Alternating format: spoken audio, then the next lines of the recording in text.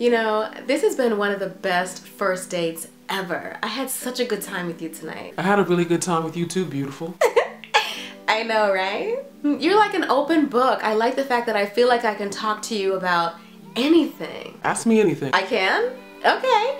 I do have one question that I didn't ask you yet. Go ahead, shoot. What's your credit score? Check, please. Where you going? What's the matter? So that's a no on the second date? What'd I say?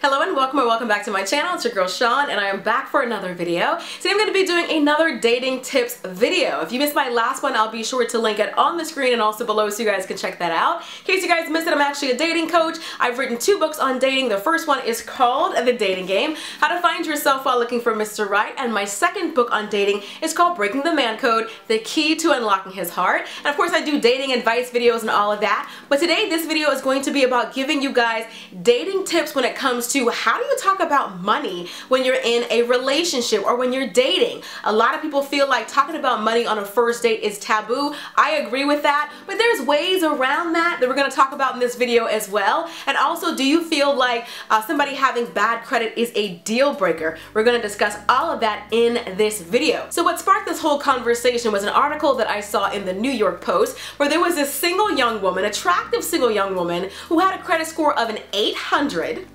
And she refuses to date guys who have a credit score of less than 700. So it's because she's used to a certain kind of lifestyle and she doesn't want to have to sacrifice, you know, certain things in life just because of love.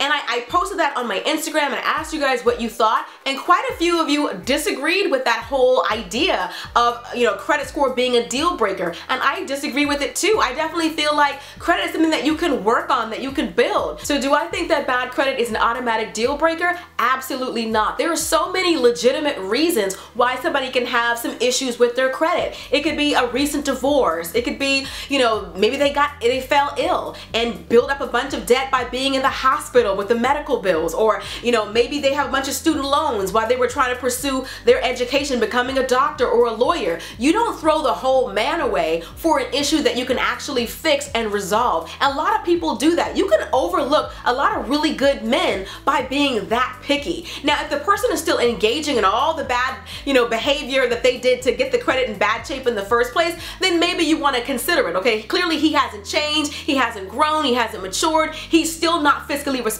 I get that. But if he's somebody who's actively working on that, then it's something that you can actually work with him with, helping him to write the letters and all the things that he has to do to rebuild his credit. So if you're going to be asking somebody about their credit score, you definitely should be knowing what your credit score is. So I definitely recommend you get one of those free credit reports. One of my favorite resources when it comes to credit is Credit Sesame. It's a free app or a free website that you guys can check out. What I love about them is they'll give you a free credit report. They'll also give you some tips on how you can improve your credit score. They'll grade your credit, giving you an A, B, C, D, or even an F, giving you some tips for how you can improve it. Like, hey, you may want to open this credit card, or maybe if you can, you know, pay this person this amount of money, or they're very specific. Credit Sesame even has alerts. They'll let you know if your credit's been pulled, if your credit has increased or decreased by X amount of points. They let me know all the time. Your credit increased by 3 points thanks to blah blah blah or whatever. It will always kind of keep you in the know. And like I said, they'll also let you know if anybody has pulled your credit. Even pulling your credit, having different companies look at your credit, that also can bring your credit score down. So if you want to stay on top of your credit, I definitely recommend you check out Credit Sesame. Or if you're dating someone or anyone that you know is trying to improve their credit, the very first step is getting in the know. So I definitely recommend you do that by checking out Credit Sesame. But also, when is the best time to talk about this? I asked, can you talk about credit score on the first date? Again, I think that is an absolute no-no.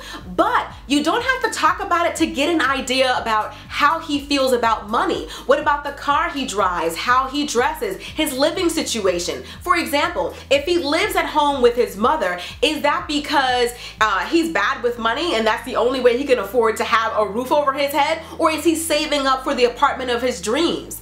The car he drives, it is a frugal car. Does he have 4 roommates and he's driving a BMW, a brand new BMW, and he's dripped in Gucci gang, Gucci gang, Gucci gang, Gucci gang, Gucci gang, Gucci gang. If he's dripping in Gucci, but working at Best Buy, there's a lot of red flags there. So how does he feel about money? There are subtle things that you can see. Does he always take you out on dates using Groupon? There's no shade to that, but is he always somebody who's really frugal? Are you into that? You can kind of see if there's a compatibility issue there. Because if you're somebody who likes nothing but the finest, you know, fine dining experiences, and you like 5-star hotels and all of that, and he's always trying to find the best deal and looking for discounts and hookups and all that, you guys may not be compatible. So before you even ask him, there's things you'll be able to notice right away about how he feels about money. So you're always sort of being aware. When he talks about like maybe his childhood, how he was raised, was money tight growing up? Does he still feel like that? Or did he grow up with a lot of things? There's a lot that you can tell from the conversations that you have, and even by just sort of watching his behavior about how he feels about money and if that's compatible with your views as well. So don't get me wrong, money is not everything. There's so much more to a person besides what they make and what their credit score is and all of that. But it also speaks to, like I said, the compatibility issue. If you're somebody who wants to travel and see the world, that's not cheap. Okay? And you typically can't do that with really bad credit. It's something that you have to like save up for, and you know, if you really want to do it, you know, in style, in the nice way. So it's something you want to definitely make sure that when you think about your future, is it compatible with him?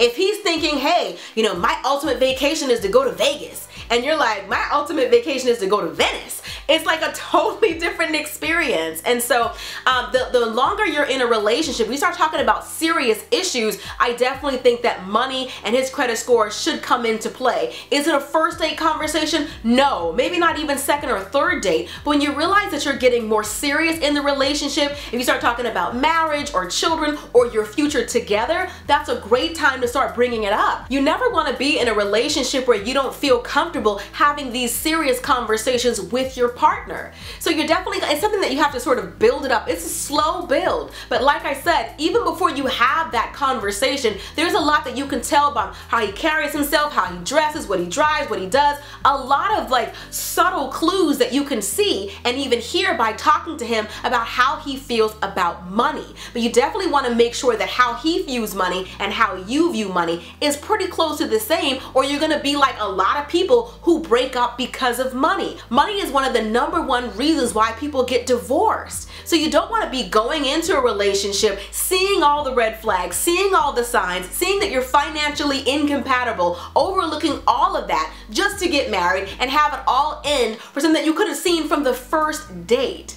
So is money important to talk about? Absolutely. Is it a first date conversation? No. Is bad credit a deal breaker? No. But it is something that you have to talk about if you want to actually build a future with this person. Alright, that's pretty much it. Hope you guys have enjoyed this video. Be sure to thumbs up if you did. I'd love to hear your thoughts and opinions below. How do you feel about money? Is it something that you bring up on the first date, the second date? Do you feel like bad credit is a deal breaker? I'd love to keep the conversation going in the comment section, so be sure to leave your comments below. Also, a huge thank you to Credit Sesame for sponsoring this video. I genuinely appreciate it, and I will see you guys in the next one. Till next time, later divas and dudes. Deuces, honey.